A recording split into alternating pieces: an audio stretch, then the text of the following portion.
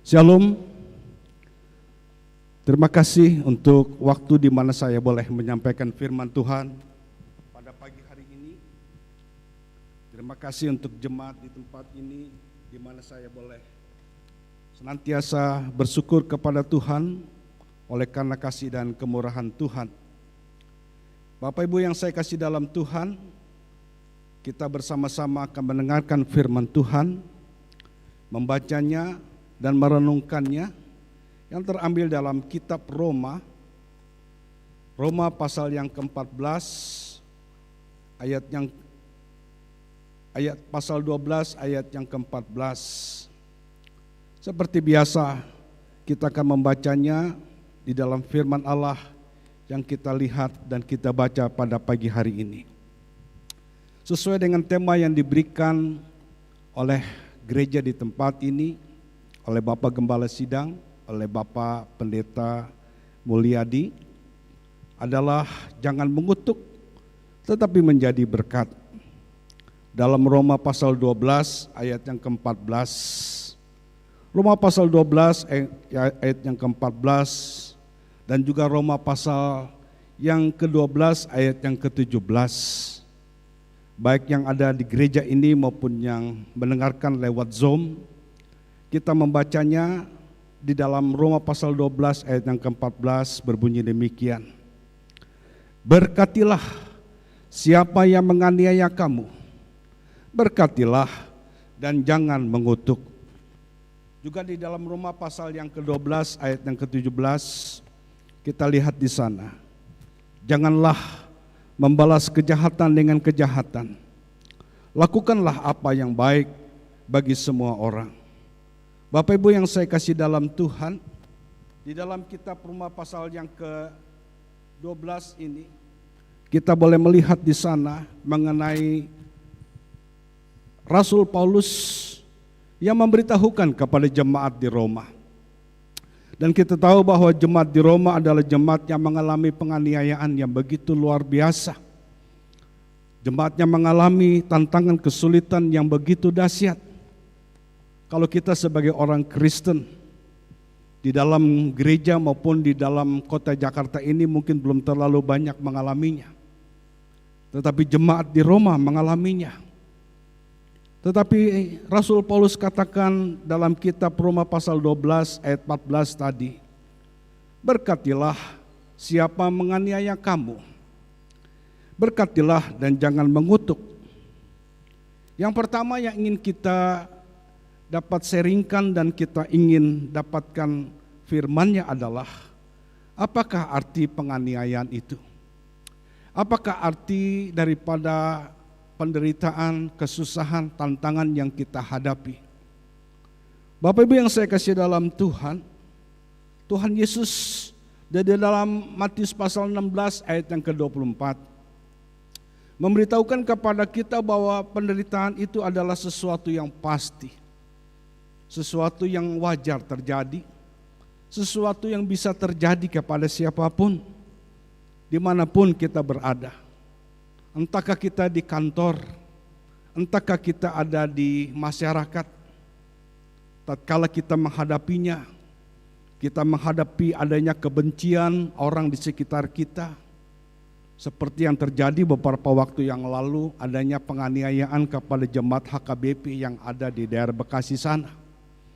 Tetapi juga mungkin di daerah-daerah lain terjadi. Tetapi kita pun mengalaminya juga.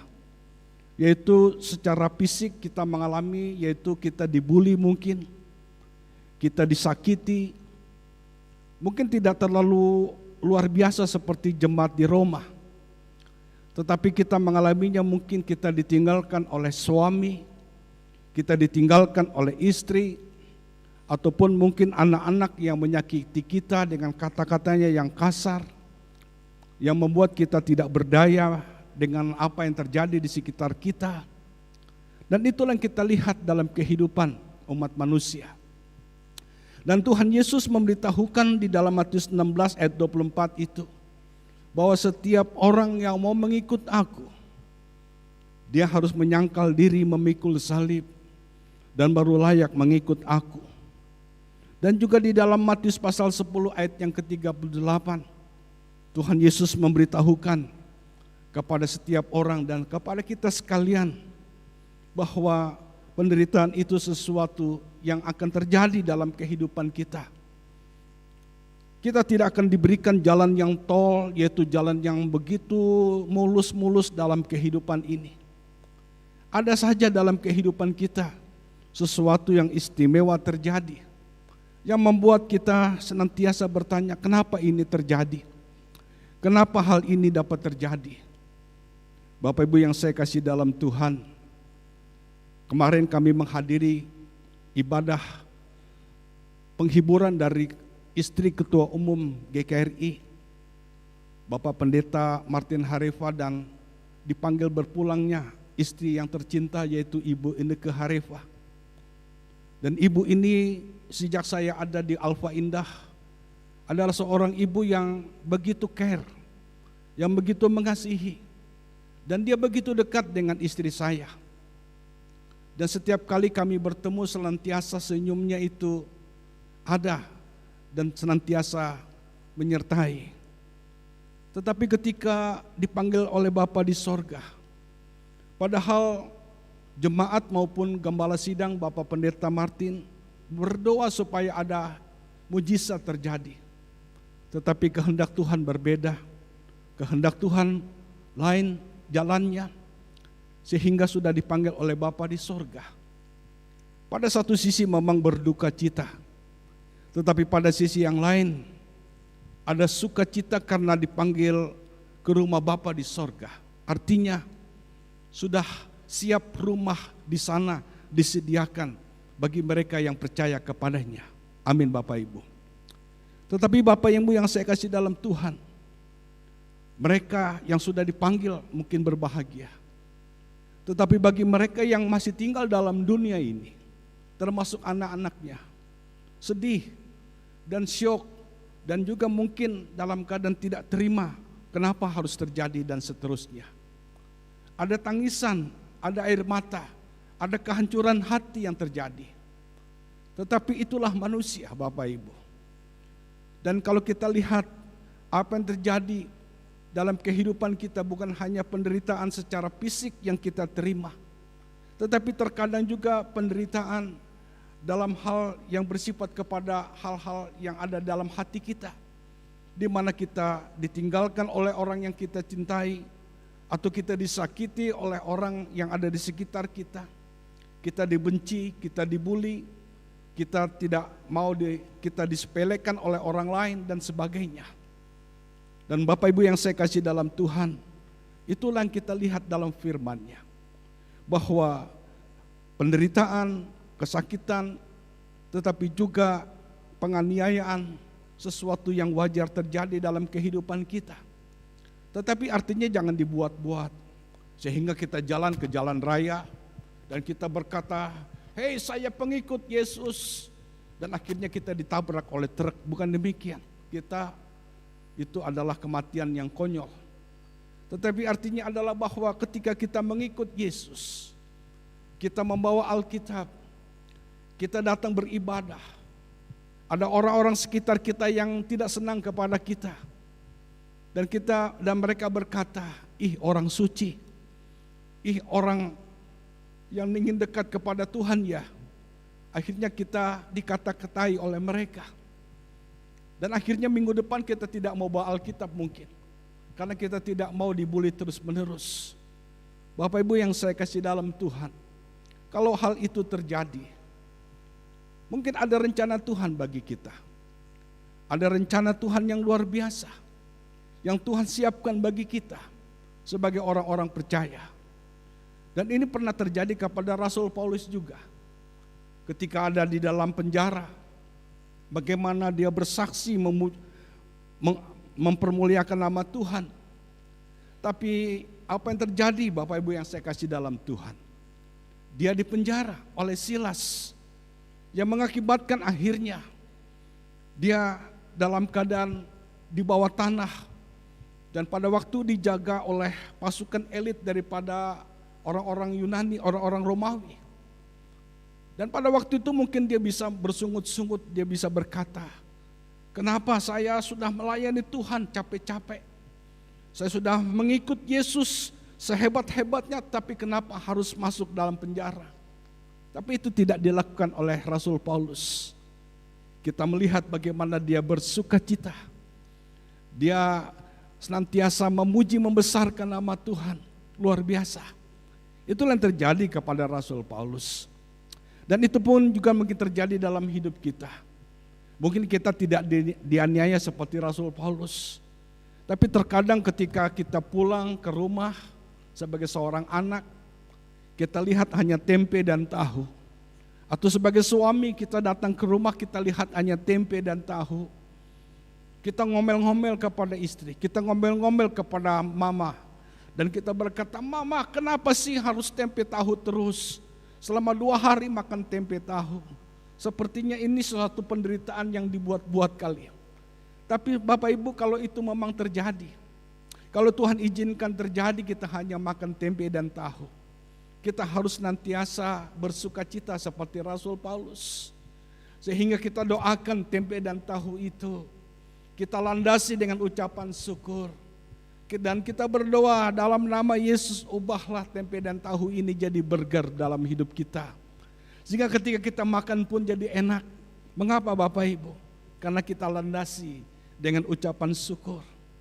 Kalau kita landasi dengan bersungut-sungut dan tidak terima keadaan itu, maka kita akan melihat bahwa sepertinya kita gelisah, sepertinya kita tidak mau menerima keadaan yang terjadi dan seterusnya.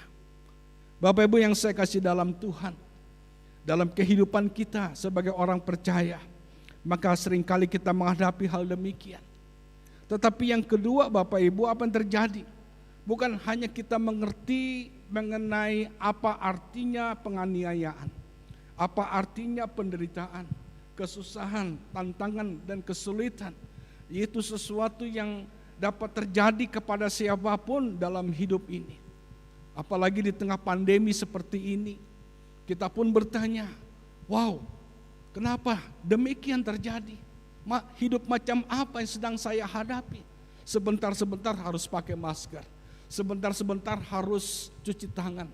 Sebentar-sebentar harus senantiasa jauhi teman, jauhi kerumunan.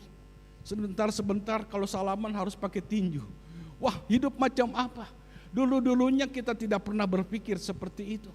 Tapi kenapa harus terjadi? Bapak Ibu yang saya kasih dalam Tuhan, itulah kehidupan. Sesuatu yang misteri yang tidak dapat kita pahami dengan akal dan pikiran kita. Tapi ketika kita mendalaminya di dalam konsep daripada firman Allah, daripada kebenaran firman Allah, maka kita mengerti dan memahaminya bahwa ini adalah sesuatu yang Tuhan izinkan terjadi dalam kehidupan kita. Dan itu pun pernah terjadi kepada Ayub. Bagaimana Ayub, kalau kita lihat, dia adalah seorang yang saleh, seorang yang jujur, seorang yang baik, seorang yang terkenal di tanah Uz, dan dia terkenal sekali. Dia memiliki kekayaan yang banyak. Dia memiliki akan anak-anak yang baik. Tetapi kita lihat dalam firman-Nya, bagaimana Ayub pada waktu itu, di dalam penderitaannya, di dalam apa yang terjadi dalam kehidupannya, yaitu dia menderita. Adanya penyakit yang datang dalam hidupnya. Adanya anak-anak yang tiba-tiba dipanggil dan tidak ada lagi dalam dunia ini. Adanya juga harta kekayaan yang tiba-tiba amblas dan hilang. Sesuatu yang tidak bisa diprediksi oleh akal dan pikiran. Tetapi Ayub, Bapak Ibu yang saya kasih dalam Tuhan, tidak bersungut-sungut dan mengeluh. Dia tetap percaya bahwa semuanya ada dalam rencana Tuhan. Ada di dalam anugerah dan kasih karunia Tuhan. Itulah yang membuat Ayub ditulis dalam firman-Nya. Dan ditulis dalam 42 pasal, luar biasa. Mengapa? Karena Ayub tetap mengasihi Tuhan. Artinya Bapak Ibu, Tuhan ingin kita mengerti dan memahami seperti kitab pengkhotbah. Bahwa kita ini sebagai orang Kristen tidak akan terus menerus hidup untung terus. kita senangnya hidupnya untung Bapak Ibu ya. Kalau berjualan inginnya untung. Kalau kita ingin punya keluarga inginnya untung. Kalau kita ingin sekolah inginnya untung supaya sukses dan berhasil. Tetapi terkadang juga kita pengkhotbah mengatakan dalam kitab Pengkhotbah pasal 3, ada waktunya juga kita akan melihat bahwa kita tidak untung. Mungkin kita rugi suatu saat, tetapi rugi pun tidak akan jatuh selama-lamanya. Karena rugi itu ada kalau dalam rencana Tuhan mengakibatkan di dalam rencananya yang ajaib, yang mulia itu, Tuhan sedang memproses hidup kita, iman kita, seperti yang dialami oleh Ayub yang kita baca dalam firman-Nya. Dan itulah yang mengakibatkan kita sebagai orang Kristen memahami bahwa pada satu sisi kita bukan hanya diberikan berkat-Nya yang luar biasa, tapi terkadang juga kita pengkhotbah mengatakan bahwa kita pun akan mengalami juga sesuatu yang disebut mungkin penderitaan, kesakitan, dan juga tantangan kesulitan dalam kehidupan kita. Supaya kita memahami Allah secara utuh, bukan hanya sepenggal saja bahwa Allah itu baik, tapi juga Allah itu baik juga dalam segala apapun. Dalam suka dan duka kita memahami Allah itu baik. Dalam keadaan miskin dan kaya kita memahami Allah itu baik. Dalam keadaan kita senang atau tidak senang pun kita memahami Allah itu baik. Bukan hanya kita melihat Allah itu baik terus menerus bahwa hidup saya akan terus menerus berjalan mulus. Tetapi juga Tuhan izinkan dalam hidup kita seperti apa yang dialami oleh Rasul Paulus. Adanya kesakitan, tantangan, kesulitan, penderitaan, penganiayaan yang terjadi. Tetapi juga Bapak Ibu yang saya kasih dalam Tuhan, apakah reaksi kita tatkala kita menghadapi akan penderitaan, penganiayaan, kesulitan, tantangan dalam kehidupan ini? Reaksinya kita harus dalam ayat ini dikatakan, berkatilah dan jangan mengutuk. Wah, ini sesuatu yang sulit dan rumit Bapak Ibu. Karena kita harus mengampuni dan memberkati. Mengampuni dan memberkati seperti Tuhan Yesus tatkala dia ada di atas bukit Golgota. Dia berseru, ampunilah mereka. Tidak ada kalimat sumpah serapah dan berkata kepada orang yang menganiaya dia, terkutuklah kamu karena kamu sudah menganiaya aku dan kamu sudah menyalibkan aku. Tidak ada Bapak Ibu. Yang ada adalah ampunilah dia, ampunilah mereka. Itulah kalimat yang luar biasa. Keselamatan yang kekal yang Tuhan sediakan bagi orang-orang yang percaya kepadanya. Bapak Ibu yang saya kasih dalam Tuhan, pemirsa yang ada di Zoom, di dalam dunia ini ada tiga benda yang disukai oleh wanita, yaitu tas, sepatu, dan baju. Ada sebuah tas yang mahal harganya, yaitu tas Hermes. Tas Hermes model Birkin. Ini harganya hampir 2M. Tas ini mahal karena kulit luarnya dibaluri oleh permata Himalaya. Mahal sekali. Kalau kita kondangan pakai tas itu, ya, kita tidak akan titipkan kepada teman kita, jeng, ses, brur, mohon maaf saya titip dulu nih tas karena mau ambil makanan. Kita tidak mau, karena mahal ini tas. Lebih baik kita pegang erat-erat itu tas karena mahalnya. Bapak Ibu yang saya kasih dalam Tuhan, ada seorang wanita anggota DPR itu. Dia memiliki tas ini. Tas ini ditaruhnya di sebuah tempat, di sebuah etalase, sehingga semua orang kalau datang ke rumahnya bisa lihat tas itu. Tas ini ditaruh di tempat yang paling istimewa karena mahal sekali. Lain daripada Louis Vuitton maupun tas-tas yang lain. Kalau ada launching di London ataupun di Eropa ataupun di New York, dia langsung pergi ke sana untuk beli tas tersebut. Tas yang mahal ini bisa dibeli karena orang ini punya uang yang banyak. Orang kalau sudah punya uang yang banyak bisa beli segalanya. Bill Gates itu kalau diukur uangnya itu antara bumi dengan bulan itu menurut Detikcom itu sekitar 18 kali bolak-balik itu uangnya karena terlalu banyaknya. Bisa beli apa saja. Roman Abramovich itu punya klub Chelsea. Dia bisa beli klub itu karena dia memiliki akan uang yang banyak. Dia punya sumur bor di Siberia. Dia punya segalanya. Orang yang punya uang itu bisa beli akan segala harta ataupun apa saja dalam dunia ini. Tapi pertanyaannya, Bapak Ibu, siapakah yang bisa beli keselamatan? Tidak ada yang bisa beli keselamatan.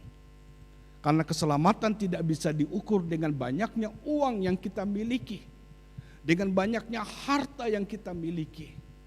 Keselamatan itu lunas dibayar ketika Tuhan Yesus mati bagi saudara dan saya. Amin Bapak Ibu. Itulah keselamatan yang kekal. Sehingga Yohanes 3:16 berkata, karena begitu besar kasih Allah akan dunia ini, sehingga diberikan anaknya yang tunggal. Supaya barang siapa yang percaya kepadanya tidak apa? Binasa, melainkan apa? Beroleh hidup yang kekal. Amin Bapak Ibu. Kita boleh hidup yang kekal. Karena begitu besarnya kasih Allah akan dunia ini. Dunia yang menolak Allah, dunia yang membenci Allah, tapi Allah kasihi. Sehingga diberikan anaknya, itulah Natal. Diberikan anaknya. Ada kado istimewa yang Allah berikan kepada dunia. Ada hadiah istimewa yang Allah berikan kepada dunia, kepada saudara dan saya. Yaitu Tuhan Yesus Kristus. Yang akan kita bawa sampai kepada kekekalan. Dan di dalam hidup saudara masing-masing, di dalam hati kita masing-masing ada harta yang sangat berharga, yaitu Tuhan Yesus Kristus. Dan jangan kita gadaikan harta itu. Jangan kita jual dan kita buang harta itu. Waktu saya pelayanan di sebuah tempat di daerah luar Jakarta, di luar Pulau Jawa, ada banyak anak-anak muda yang tinggalkan Tuhan Yesus. Oleh karena diiming-imingi, kalau kamu tinggalkan Tuhan Yesus dapat iPad seri baru, dapat handphone seri baru, dapat mobil seri baru, dapat rumah yang mewah yang besar. Asalkan kamu tinggalkan Tuhan Yesus. Bapak Ibu yang saya kasih dalam Tuhan, kita punya harta yang berharga. Kalau banyak orang dunia menawarkan supaya kamu dapat naik jabatan, naik popularitas, tinggalkan Tuhan Yesus. Bapak Ibu, kita memiliki harta yang sangat penting sekali dalam hidup kita, yaitu adanya Tuhan Yesus yang sudah mati bagi saudara dan saya. Sehingga Bapak Ibu yang saya kasih dalam Tuhan, mengapa kita bisa mengampuni orang, mengapa kita bisa mengasihi orang, mengapa kita bisa untuk dapat mendoakan orang ketika kita disakiti, ketika kita dilukai, mengapa kita bisa lakukan? Karena ada Tuhan Yesus yang memberi kepada kita kekuatan untuk melakukannya, kekuatan untuk dapat menanggungnya. Sehingga Paulus berkata, segala perkara dapat kutanggung di dalam Dia yang menolong aku, yang memberkati hidupku, yang membebaskan aku. Bapak Ibu yang saya kasih dalam Tuhan, ada seorang ibu namanya Corrie ten Boom. Waktu dia ada di Jerman, dia adalah orang Yahudi. Dan ketika itu terjadi penganiayaan dan hampir 6 juta orang Yahudi dibunuh oleh Nazi Jerman. Dan dia selamat. Obi Corrie ten Boom ini melihat dengan mata kepala sendiri bagaimana saudaranya dibunuh, dicincang, dibakar hidup-hidup, mengalami kesulitan, tantangan, penganiayaan yang begitu besar. Dan dia selamat dan dia pergi ke Amerika. Dia bertobat dan menjadi pelayan Tuhan. Dan apa yang terjadi Bapak Ibu, ketika dia khotbah KKR, banyak orang diberkati, banyak orang diselamatkan. Ketika dia turun dari mimbar, ada seorang laki-laki yang sudah dalam keadaan rambutnya putih semua, juga jenggotnya, juga kumisnya putih semua. Orang ini berkata, "Ibu, kenalkah ibu dengan saya?" "Oh, saya tidak kenal Anda." "Siapa Anda?" "Saya adalah tentara Nazi Jerman yang dulu beberapa tahun yang lalu pernah membunuh saudara ibu, yang pernah menganiaya ibu, saudara-saudara ibu, yang pernah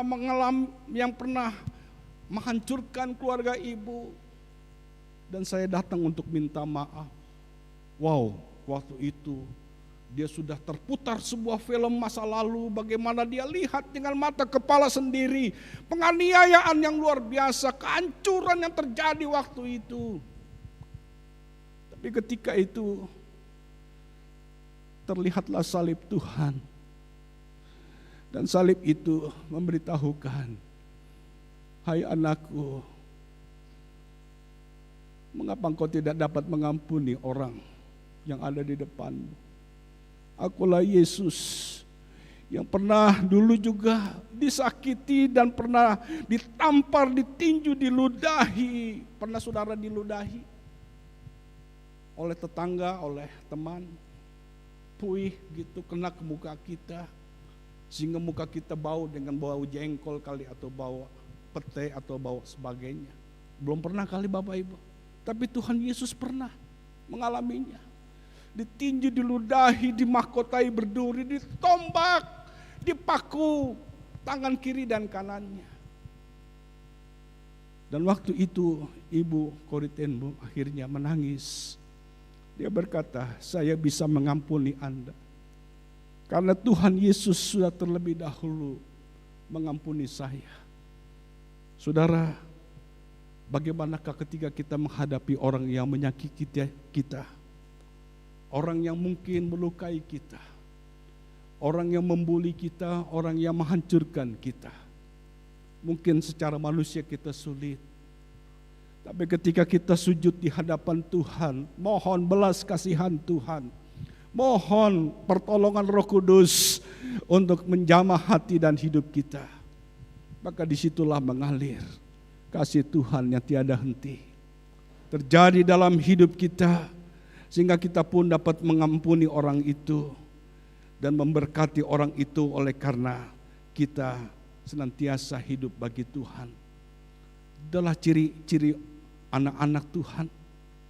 Ciri-ciri anak Tuhan terjadi bukan hanya ketika kita nyanyi memuji nama Tuhan, ketika kita dengar khotbah, tapi ciri anak Tuhan adalah juga ketika kita dengar dan lakukan akan firman Tuhan dalam hidup kita. Dan seringkali ketika kita lakukan hal tersebut, sesuatu yang mungkin bagi kita mustahil untuk kita lakukan. Bagaimana mengampuni orang itu? Dia sudah mengambil uang saya yang begitu banyak, sulit. Tapi itulah yang kita lihat dalam firman-Nya. Justru dengan adanya hal tersebut mengakibatkan kita dapat melihat bagaimana rencana Tuhan terjadi. Sehingga orang yang kita doakan itu dapat tersentuh hatinya. Tuhan, kiranya orang itu tersentuh hatinya, sehingga pun dia diberkati oleh Tuhan, dipimpin oleh Tuhan, dan dijamah oleh Tuhan. Oh haleluya. Itulah kasih Tuhan kepada anak-anaknya dan kepada kita sekalian. Dan ini pernah dialami oleh Yusuf, Bapak Ibu.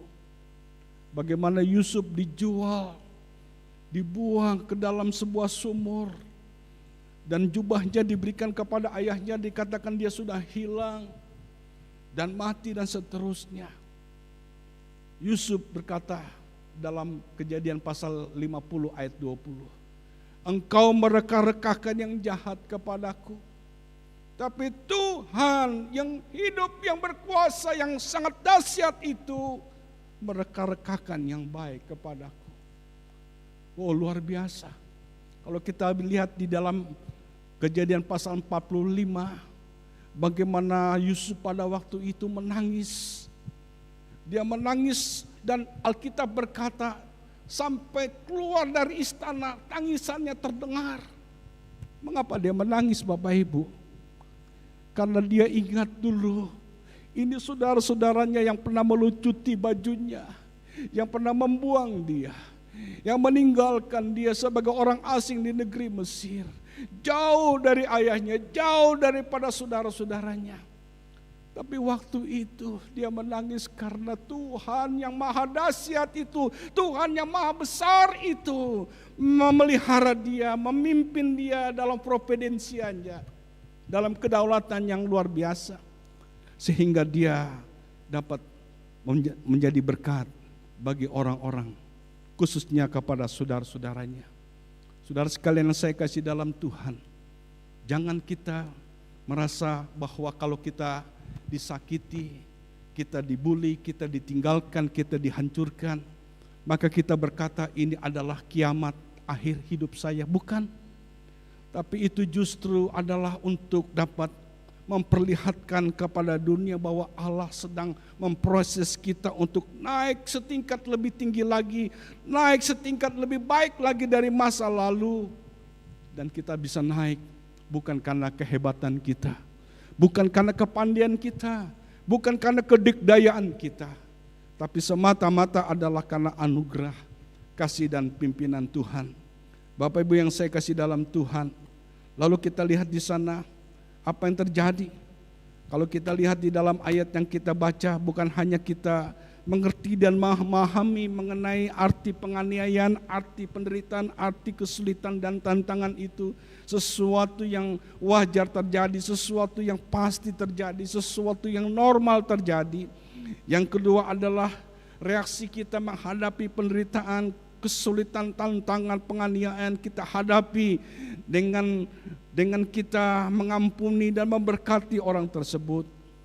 Tetapi juga Bapak Ibu yang saya kasih dalam Tuhan, jangan kita mengutuk. Alkitab berkata, berkatilah siapa yang menganiaya kamu, berkatilah dan jangan mengutuk. Bapak Ibu yang saya kasih dalam Tuhan, Rasul Paulus katakan ini sesuatu yang luar biasa, sesuatu yang dahsyat sekali. Mengapa?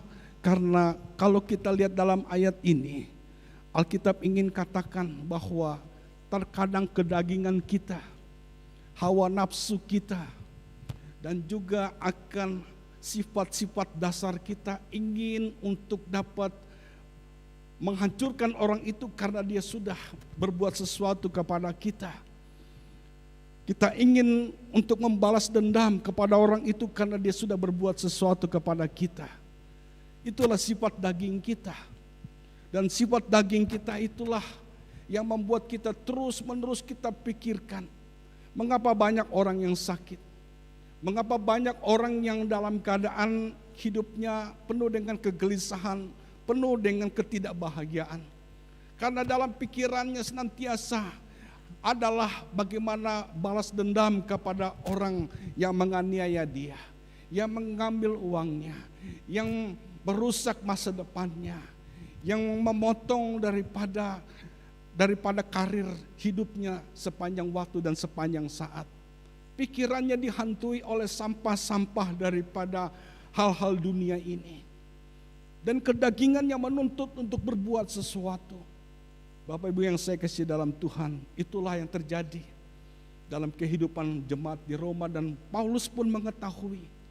Seringkali kalau sudah kita dikuasai oleh kedagingan kita, maka yang timbul adalah dalam mulut kita adalah kalimat-kalimat kutuk, kalimat-kalimat sumpah serapah, yang mengakibatkan akhirnya itu bisa berbalik kepada kita, sehingga hidup kita tidak nyaman hari demi hari.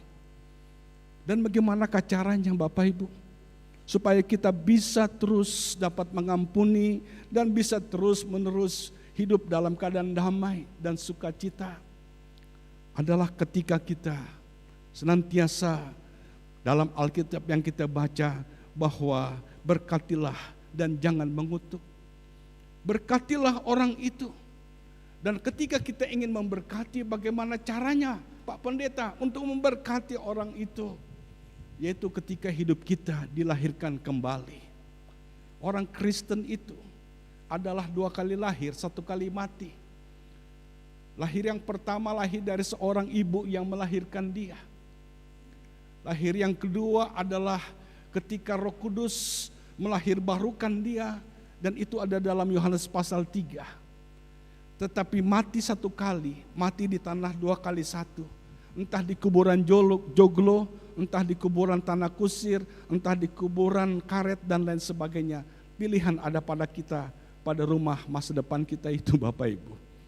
Tetapi orang di luar Kristus, dia lahir 1 kali, mati 2 kali. Lahirnya yang pertama lahir dari seorang ibu yang melahirkan dia, tapi mati 2 kali. Mati yang pertama, mati di tanah 2 kali 1. Mati yang kedua adalah di dalam kitab Wahyu pasal 21 ayat 8. Di dalam kerajaan yang gelap, yang kekal, neraka selama-lamanya. Bukan 1-2 hari, selama-lamanya. Orang yang belum mengenal Kristus.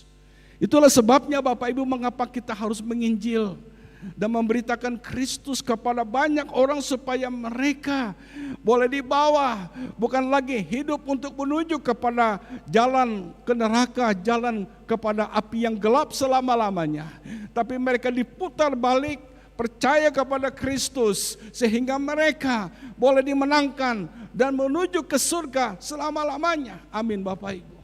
Itulah yang kita lihat dalam firman-Nya.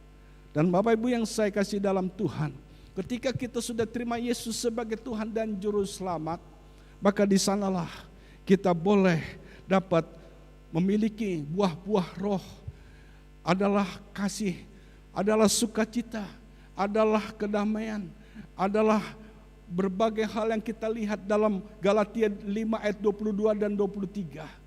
Orang yang di dalam Kristus, yang sudah mengalami kelahiran baru, yang sudah disentuh oleh hidupnya oleh kuasa Roh Kudus, dapat mengampuni, dapat mengeluarkan kalimat-kalimat yang indah bagi orang tersebut. Mengapa? Karena Tuhan Yesus ada bersama dengan dia. Karena Roh Kudus sudah melahirbarukan dia, sehingga hidupnya adalah hidup untuk Kristus. Amin Bapak Ibu. Kitab Filipi pasal yang ke-2, pasal 1 ayat 21.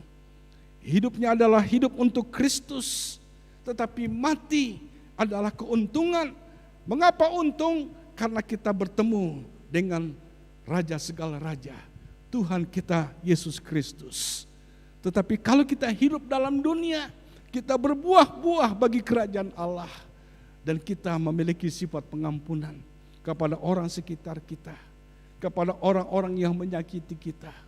Mungkin di antara kita ada orang yang menyakiti kita, orang yang senantiasa tidak senang kepada kita, yang mungkin saat ini sudah melukai kita, sehingga kita berhari-hari memikirkannya. Kenapa orang itu melakukan hal itu kepada saya? Bapak Ibu yang saya kasih dalam Tuhan, kalaupun itu terjadi dalam hidup kita, mari kita senantiasa bawa dalam doa.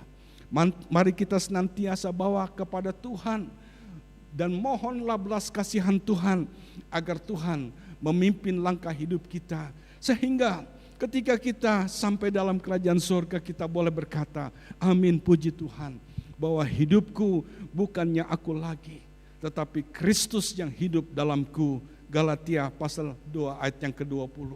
Hidupku bukannya aku lagi, tetapi Kristus yang hidup di dalam aku, dan hidupku adalah hidup untuk Kristus. Kiranya ketiga hal ini, yang pertama mengerti arti penderitaan, kesusahan, tantangan, kesulitan, sesuatu yang pasti terjadi, sesuatu yang wajar terjadi. Yang kedua adalah bagaimana reaksi kita terhadap penderitaan, kesulitan, tantangan, penganiayaan itu, yaitu kita memiliki mengampuni orang dan kita memberkati orang tersebut. Tetapi yang ketiga adalah ketika kita menghadapi hal ini, jangan mengutuk. Jangan mengutuk dengan kekuatan kita, dengan kepalsuan yang kita miliki, dengan kedagingan kita. Tapi kita lepaskan terus pengampunan dan kebahagiaan kepada orang itu.